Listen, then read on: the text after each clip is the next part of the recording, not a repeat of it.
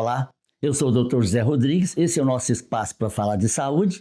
A palavra de médico hoje é essa. Eu vou mostrar o lado prático desse precioso recurso que se chama jejum, como fazer, quem deve fazer, as contraindicações, benefícios e limitações. E como eu sei que esse assunto te interessa, clica no like e vamos ao nosso tema. O jejum é praticado em todas as civilizações da Terra há milênios. Como tradição de cura, o jejum tem uma longa história. Hipócrates, 410 anos antes de Cristo, disse: comer enquanto você está doente é alimentar a doença. De fato, vemos que quando estamos doentes, nosso corpo não pede alimento. O jejum adquiriu maior destaque a partir de 2009 com esse trabalho, que comparava dois grupos de macacos réis, um grupo fazendo um tipo de jejum e outro grupo alimentando normalmente. Com o passar do tempo, viram que o grupo de macacos que faziam jejum se mostrava mais saudável e mais jovem. Isso inspirou o biólogo japonês Yoshinori Ohsumi, que em 2016 ganhou o Prêmio Nobel de Medicina por suas pesquisas com jejum e autofagia, que é a forma como nossas células se reciclam digerindo seus componentes internos. E problemas com esse mecanismo de autofagia estão por trás de doenças como Alzheimer, Parkinson, diabetes e câncer. E a palavra jejum tem significado amplo. Na área da nutrição, ela pode significar desde uma restrição relativa de um item alimentar até a abstenção alimentar completa. Jejum pode ser uma técnica terapêutica, um método, uma filosofia prática, mas jejum não é dieta. O termo jejum intermitente ficou imortalizado, mas na prática todo jejum é intermitente, visto que você não vai fazer jejum a vida inteira. Portanto, aqui eu vou falar de jejum ou de jejum intermitente para seguir o senso comum.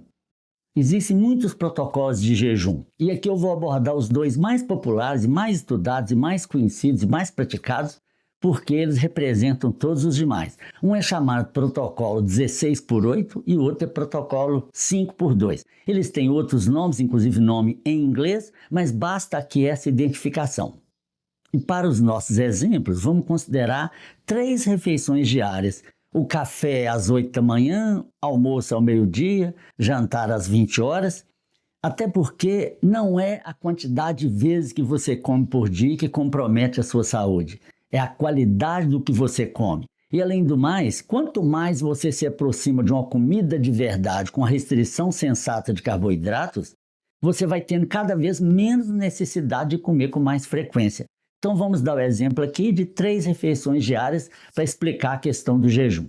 No 16/8 clássico, são 16 horas de jejum e 8 horas de janela para você alimentar. Mas, claro, que dependendo da refeição que você for pular, esse tempo pode variar.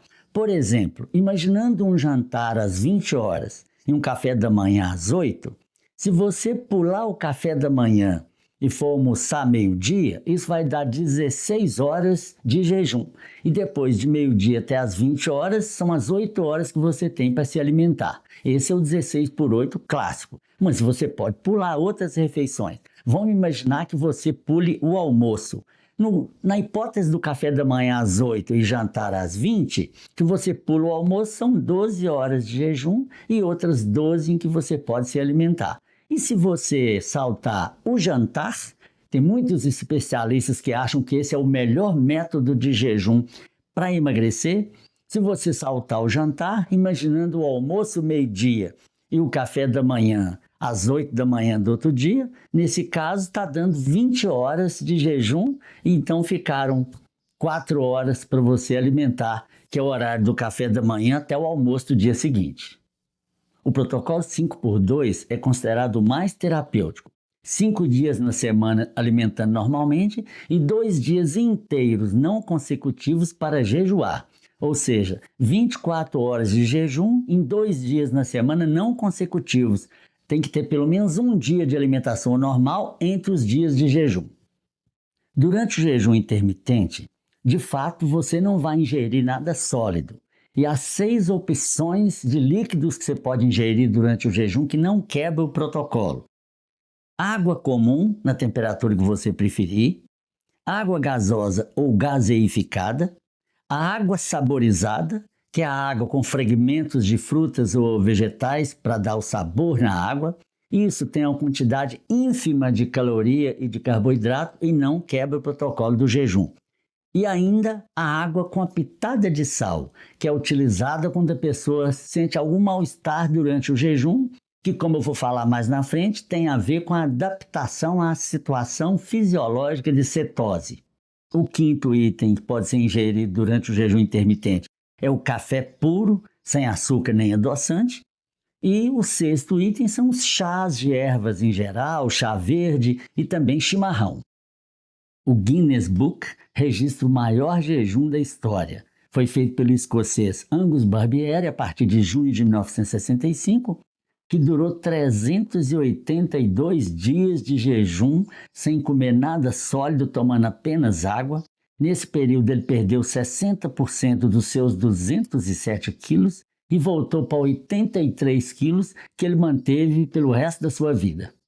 O recorde de Barbieri nos faz ver que a questão de quanto tempo podemos aguentar sem comer é complexa. Na história do homem, a gente vê que o jejum é biologicamente natural ao nosso organismo. Até porque há vários benefícios para a saúde em substituir como fonte de energia a glicose pela gordura. Enquanto você vai alimentando, seu corpo está ocupado com os trabalhos do dia a dia, com a limpeza parcial e vão se acumulando toxinas. Quando você deixa de se alimentar por um tempo programado, seu corpo pode respirar, pode fazer uma faxina interna e pode eliminar as toxinas acumuladas. Veja os benefícios do jejum nesse vídeo animado. São muitos os benefícios do jejum. Emagrecimento saudável. Nas condições adequadas, o emagrecimento produzido pelo jejum, por mobilizar também a gordura visceral, é mais duradouro. Diminui a resistência à insulina. O jejum pode reduzir os níveis sanguíneos de insulina até 31%. Isso é suficiente para livrar você do diabetes ou para proteger seu pâncreas. Reduz a inflamação. Praticamente toda doença envolve alguma forma de inflamação, especialmente os processos reumáticos, a obesidade e o diabetes. A autofagia do jejum remove toxinas inflamatórias com visível efeito anti-inflamatório e analgésico. Melhora a saúde cardiovascular. Por reduzir o colesterol LDL, o colesterol ruim, e diminuir os triglicéridos e a resistência à insulina, o jejum promove a saúde do coração. Protege contra o câncer. Estudos com animais mostram uma sensível diminuição da ocorrência de alguns tipos de câncer relacionado com jejum.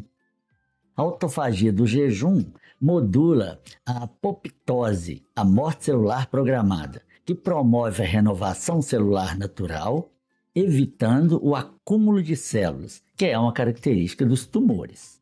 Desacelera o envelhecimento, anti-aging. Os estudos atuais estão mostrando que animais de laboratório que jejuam vivem de 36% a 81% mais que os do grupo controle.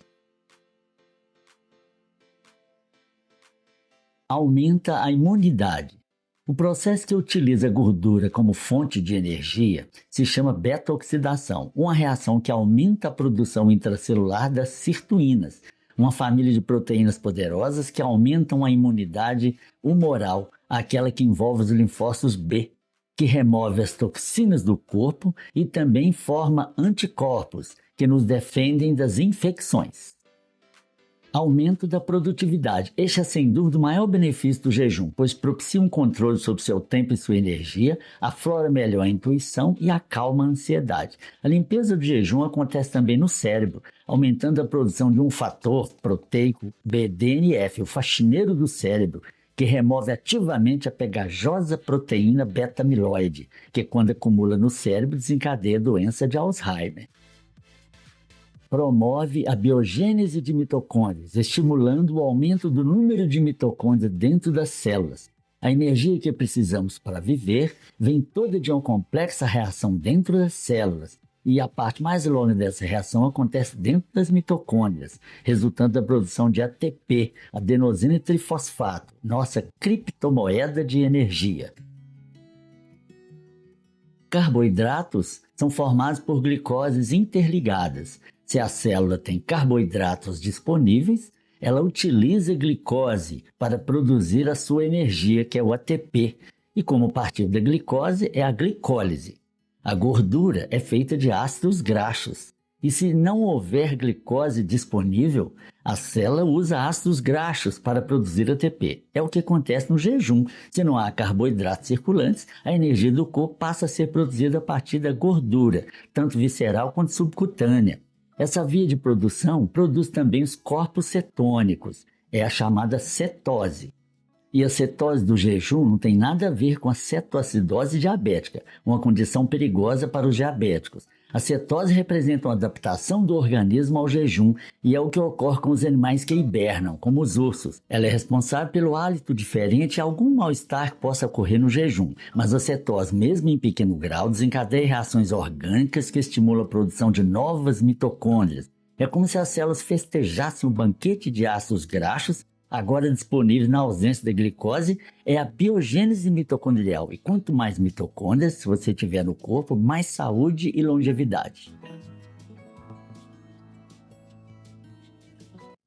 O jejum está contraindicado em alguns grupos de pessoas: grávidas, lactantes, crianças, diabéticos insulino dependentes, pacientes com insuficiência hepática ou renal, pessoas com transtornos alimentares como anorexia, bulimia ou compulsão alimentar e também pessoas com baixo peso, com índice de massa corporal abaixo de 18.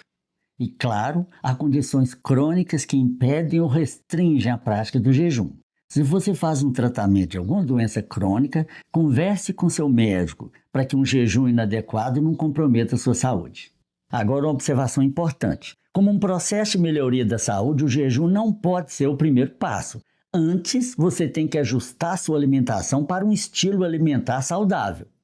O jejum, em qualquer dos seus protocolos, é um ótimo teste para avaliar a qualidade da sua alimentação. Se você não pode jejuar por algumas horas, que se sente mal, se sente fraco ou fraca, significa que sua alimentação está muito dependente da glicose.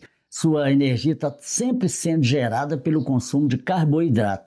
Se for o seu caso, mude seu estilo alimentar. Elimine os alimentos industrializados e principalmente os carboidratos simples. É melhor você descascar do que desempacotar. E lembre-se que a ajuda profissional é a maneira mais segura de você conduzir esse poderoso recurso que é o jejum. Sem a ajuda profissional, você corre o risco de cometer equívocos e comprometer seu bem-estar. Hoje, por exemplo, gravando esse vídeo, eu já ultrapassei a metade do meu jejum de 24 horas apenas tomando água.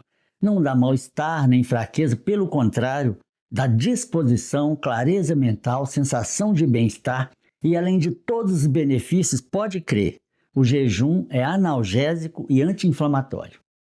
Nesse momento do vídeo, eu quero te lembrar para divulgar esse conteúdo. Você pode, por exemplo, copiar o link desse vídeo e enviar por e-mail para seus amigos ou por outros meios e por outras mídias, de tal maneira que mais pessoas tenham acesso a essa informação tão importante.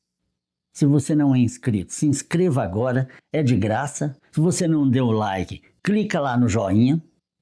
Esse era o conteúdo que eu tinha para hoje. Muito obrigado. Te vejo no próximo vídeo.